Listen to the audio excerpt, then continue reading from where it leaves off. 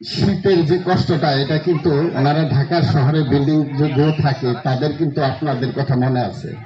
দেখেন, তারা তাদের অনেক দরকারি কাজ ফেলে রেখে তারা এখানে আসছে। তাদের কি দরকার ছিল আমাদের কথা মনে রাখার? কোনো দরকার ছিল না। তাহলে তাদেরকে আমাদেরকে সম্মান দেওয়া উচিত না আমাদের গ্রামের পক্ষ থেকে?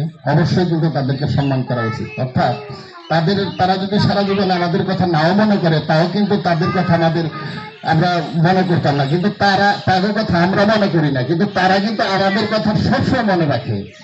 এই যে সাদ্দাম ভাই আমার সাথে একবার দেখা হয়েছে, আমি 2 বছর আগে, এর মধ্যে হয়তো দেখা হয়নি, আগে পরে দেখা হয়েছে, কিন্তু একদিন বলছি আমার বাসা বলেছিলেন, উনি আজকে ফট করে মনে করছে যে বাসা কিন্তু বলেছি, আমার কিন্তু মনে আছে। আমি চিন্তা করলাম, সে যে আমার কথাটা মনে রাখছে, কিভাবে মনে রাখলো?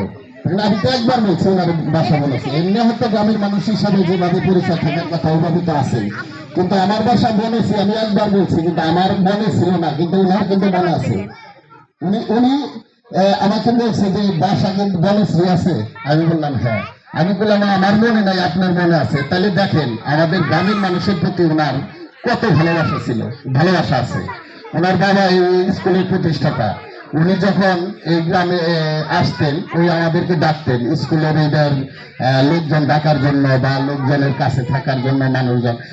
ওনার ছেলে মেয়েকে এখানে পড়ে না, তো পড়ে কি আমাদের গ্রামের ছেলেমেয়েরা পড়ে। তো তাদের জন্য আমরা তো অবশ্যই তাদের ময়মুরকে একটা আশীর্বাদ অবশ্যই আমরা করতে পারি, ঠিক না?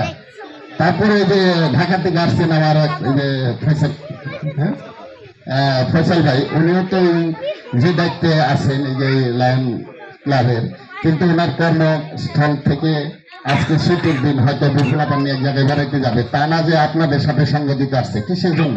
একটু আপনাদের সহানুভূতি, ভালোবাসা এটা পাওয়ার জন্য। যাই হোক, আমরা যেন তাদের